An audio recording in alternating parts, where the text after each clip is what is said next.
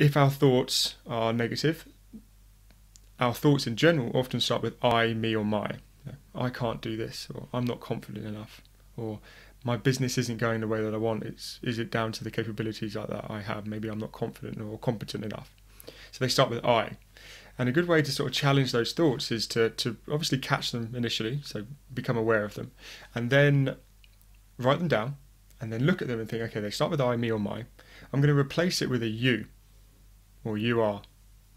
And then I'm going to visualize someone that I care for, or it doesn't even have to be someone that you care for. It can be someone that, the neighbor, or, someone walking down the street. And I'm going to repeat the statements that I said to myself, but instead of an I, with a you. And then just see how it feels. And I imagine, and if you were to do it right now, you'd probably think, oh, I wouldn't feel comfortable saying that to someone. That's not very nice. It's a bit unkind. If that's the case, then actually start to question, should I be saying those thoughts, or should they be running through my mind?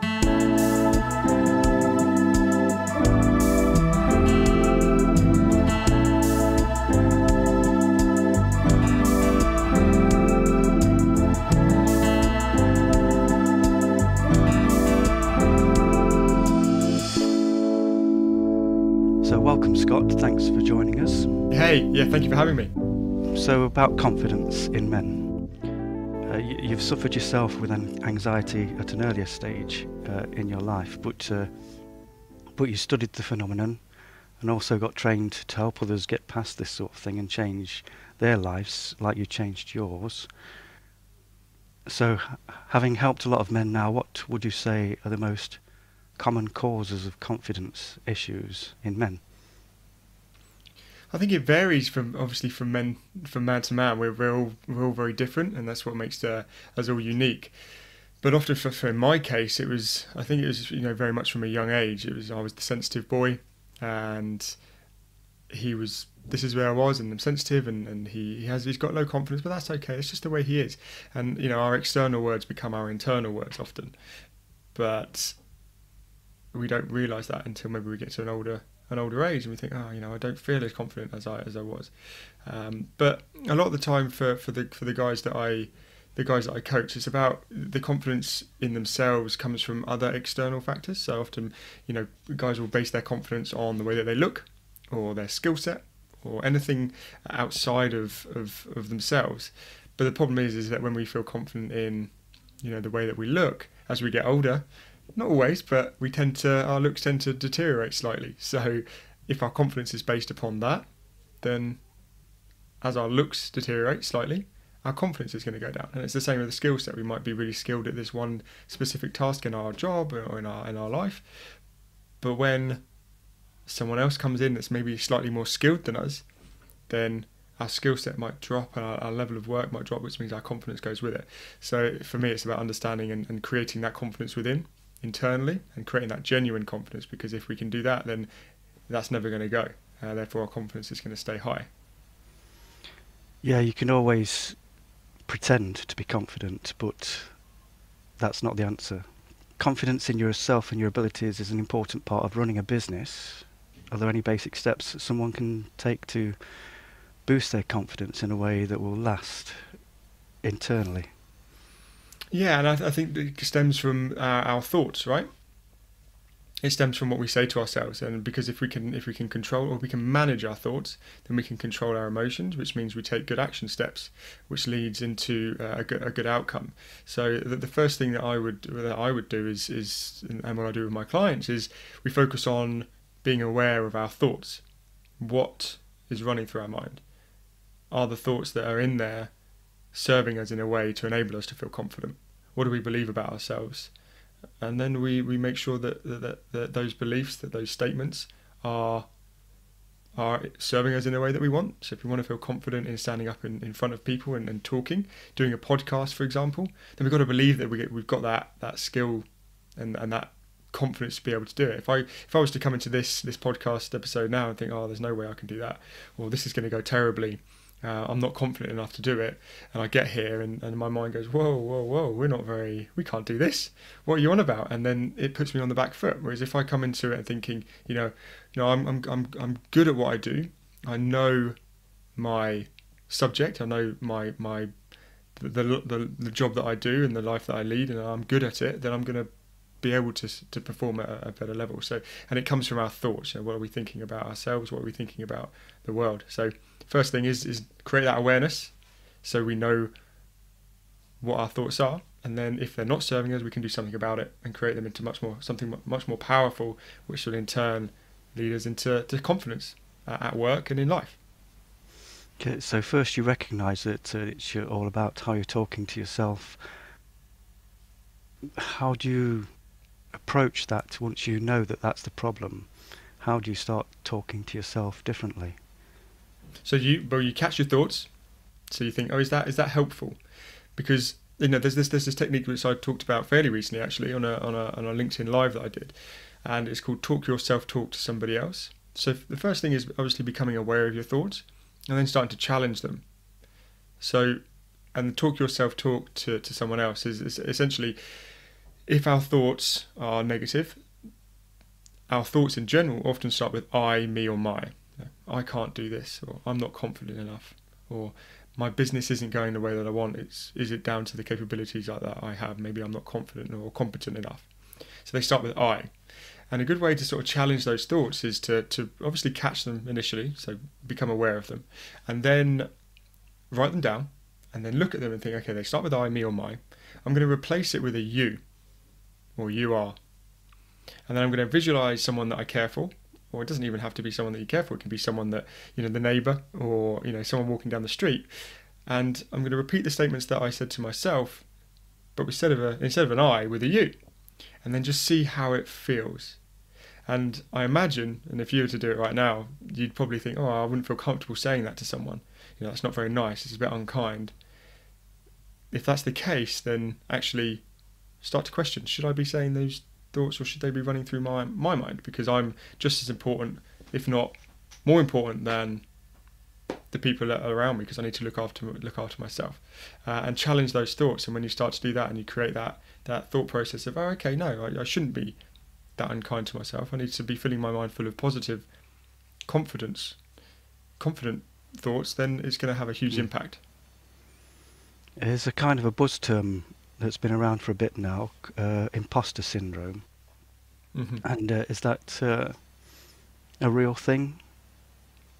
For sure. Yeah, I think people doubt themselves and put themselves under pressure. And I remember very much of being in that world of not being sure that I was capable of doing what I needed to do, and that I had the right amount of skill set to be able to do it. And yeah, it used to cause me all sorts of problems. So yeah, absolutely, it's an issue, but it's solvable, and you can start to live with it and build your confidence to overcome that. Yeah.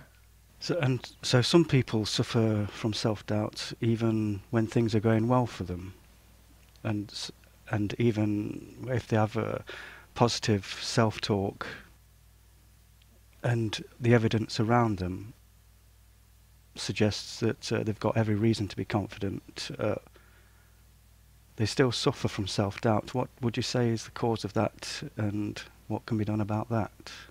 So self-doubt, we're going to have it. It's there. When we take ourselves out of our comfort zone, especially with the guys that I work with, and they're businessmen, or they're professionals in business, and often they're pushing themselves.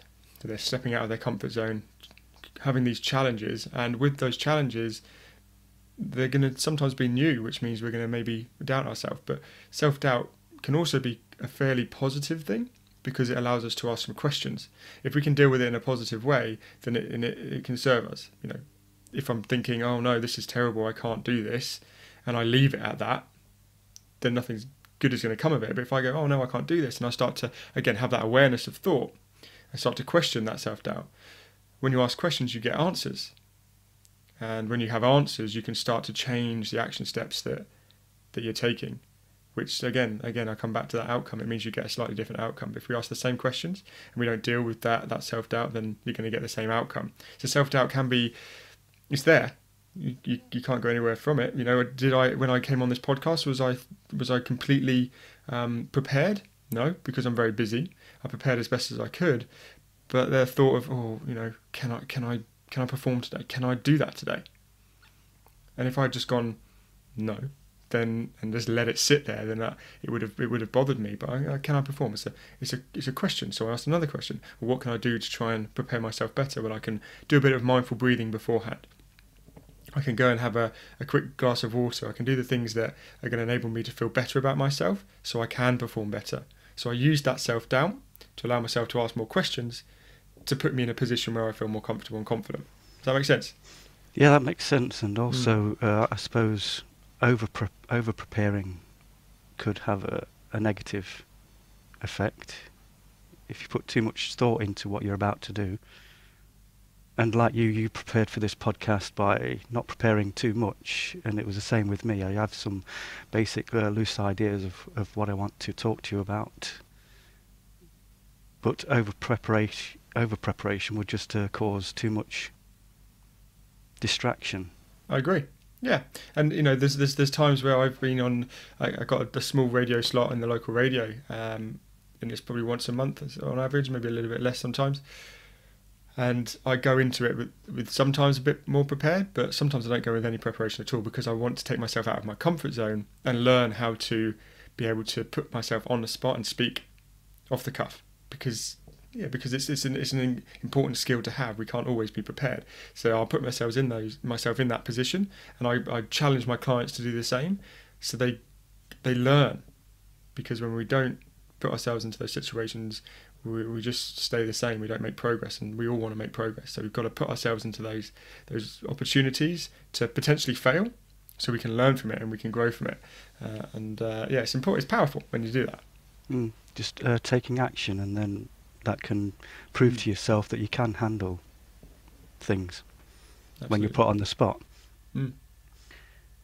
Once you have that, but first you need the confidence to put yourself on the spot.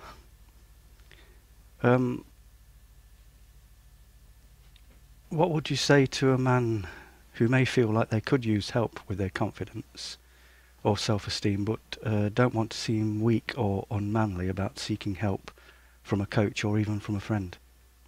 Yeah, that's a very, very good question. I think it takes a bit of time for a lot of the guys that I speak to, and there's many that I work with still, and they say, I wish I'd done this sooner, but I didn't know what it would be like, and I wasn't sure if I had to push on and go through the struggles of my own, or stay in the same place that I was. So yeah, it's a big thing, I think, for men still, even though in the world that we live in, it's very much about being open and talking. It takes practice. It takes practice to be accepting of yourself, and that you sometimes need help. Things just don't. We can't just be like, I need help now. Especially if we're the kind of person that likes to keep everything. And I was like that. I was the kind of guy that would be like, yeah, I'm fine, thanks. You, and just pass everything off from me onto someone else, because I didn't want to talk about the way that I felt. But it takes practice, and what I would say is, what's the harm in finding out a little bit more?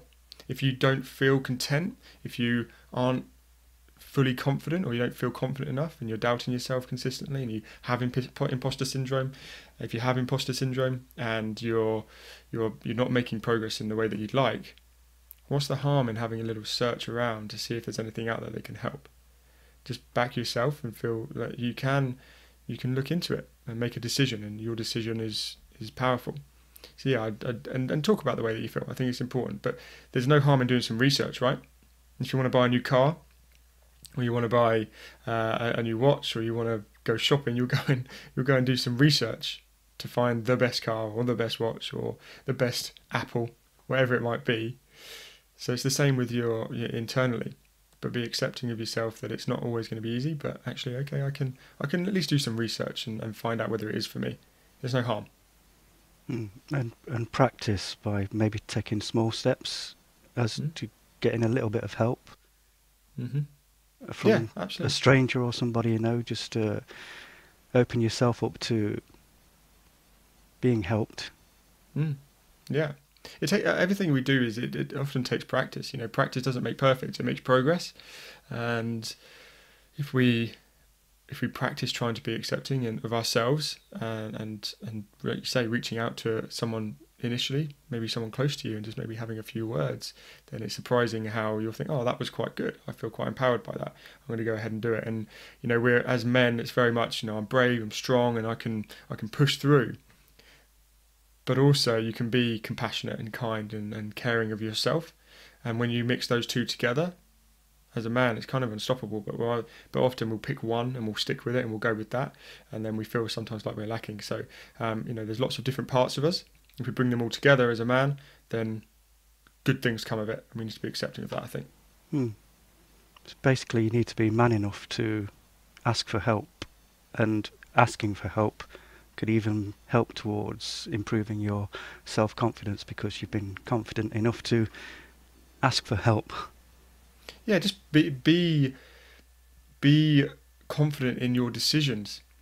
And say, I'm going to go ahead and reach out to someone and ask for help. And if it's something to do with fear, then ask yourself these questions. What's the worst thing that can happen? What's the very worst thing that can happen if you reach out? What are you going to do if that worst thing does happen? How will you bounce back from it? And what can you put in place to prevent that from happening and causing the worst case? And if we look at it that way and we start to, we'll create these stories in our mind. If I reach out to someone, I'm going to come across as being weak, and we'll start to just develop this story. And it won't necessarily be true, but we'll just go off. We'll create a story like a book. And, this will happen, and this will happen, and this will happen. We haven't got a clue.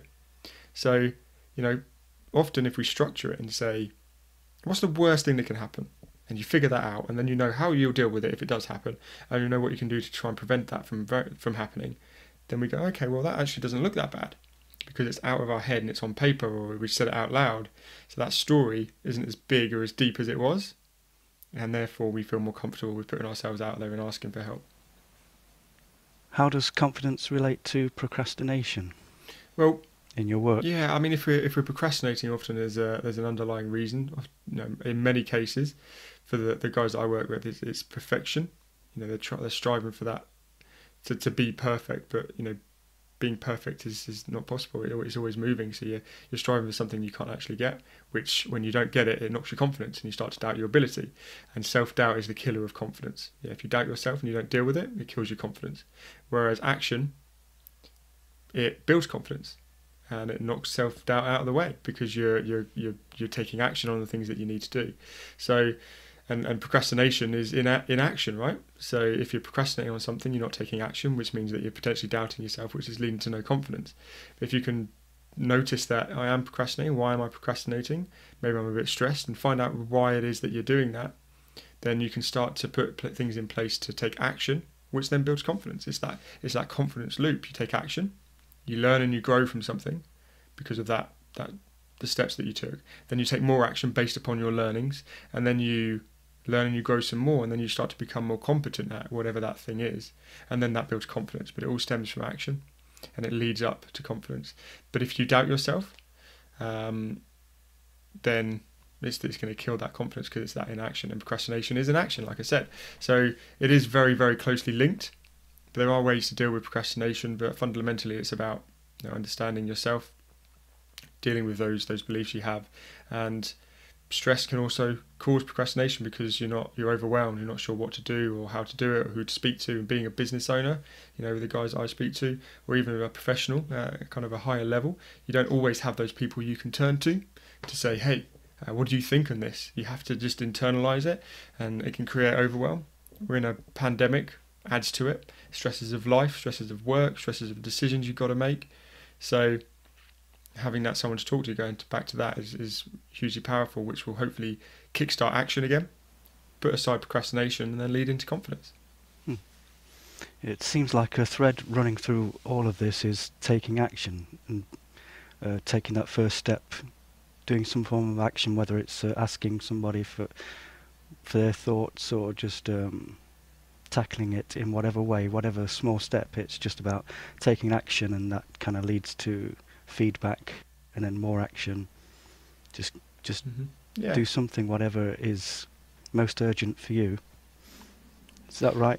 Action is powerful. It is, because it leads to something. It allows us to take different paths, which opens up different opportunities, whether that's feeling confident, or a work promotion, or a business going well, or a relationship. It does stem from action, and often it's the case of have I got the confidence to take that action? Well, try it, see where it goes, and then you'll find that actually you feel a bit more competent in doing that. and it moves forward. But again, it comes down to those beliefs. It's what we believe about ourselves, and situations like we've been through recently with the world can create these emotions within us and those thoughts within us that have that start these beliefs that aren't going to get us where we want to. So it's about tackling those as well, and then that will lead into confidence as well. And of course, improving confidence in yourself affects all areas of your life, not just your work. Have your clients found that? For sure, yeah, because like I said, it comes into relationships, at home, or your children, going out, social situations. If you feel confident and you feel genuine confidence in yourself, then those aspects of life become easier, because you know who you are and you're comfortable in that, and then your confidence stays high.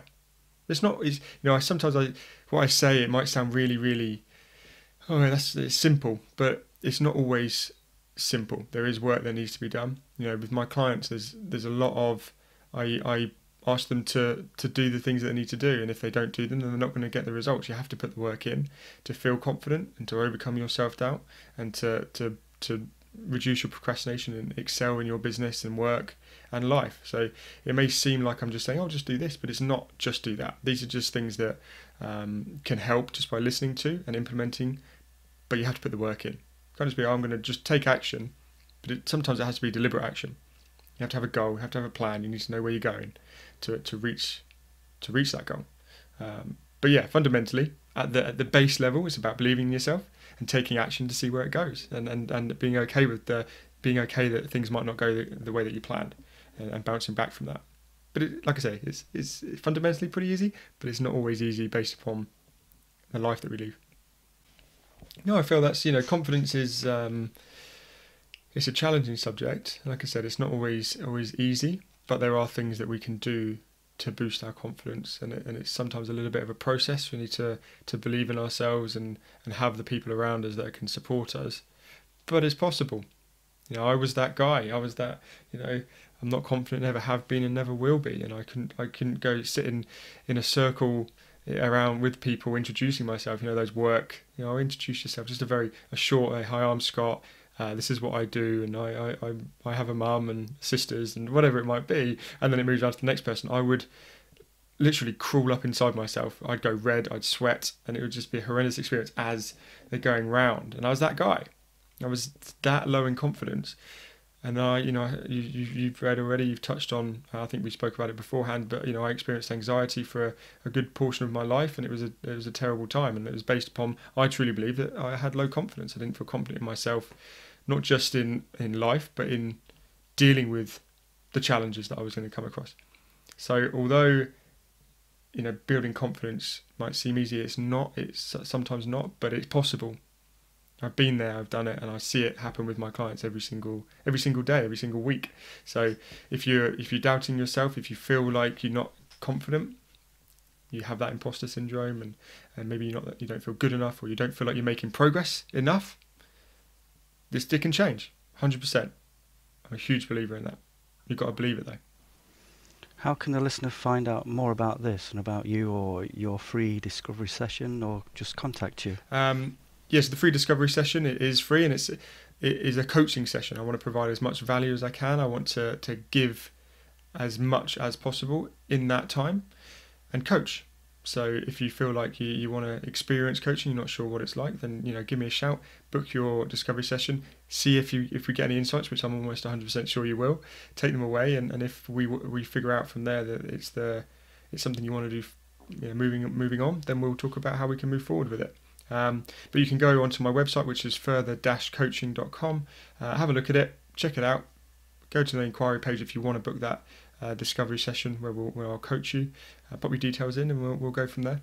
And also I've got a newsletter as well at the moment, which I've just released, which is going to be sharing tips and techniques to build confidence and feel good and make progress, as well as opportunity to talk about coaching if you're unsure about what it is. You can go onto the homepage on that website, to the bottom, pop your details in, and then that's it. And you can also find me on LinkedIn. I'm always on there. Brilliant. And I'll be putting all these links and information into the show notes and onto the episode page on the website, so people will be able to find that easily. and get in touch with you. Thanks again, Scott, for joining us. Fantastic, thank you. I'm sure the listener will have picked up some very useful information there. Bye for now. Great, take care, bye-bye. Thank you too for watching.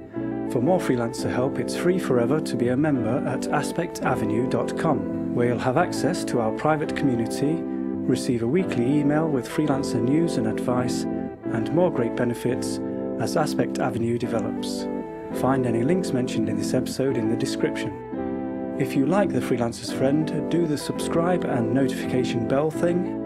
Leave a comment too if you can, as it helps the channel get noticed, and you'll always get a reply. And please share the podcast with your freelancer friends.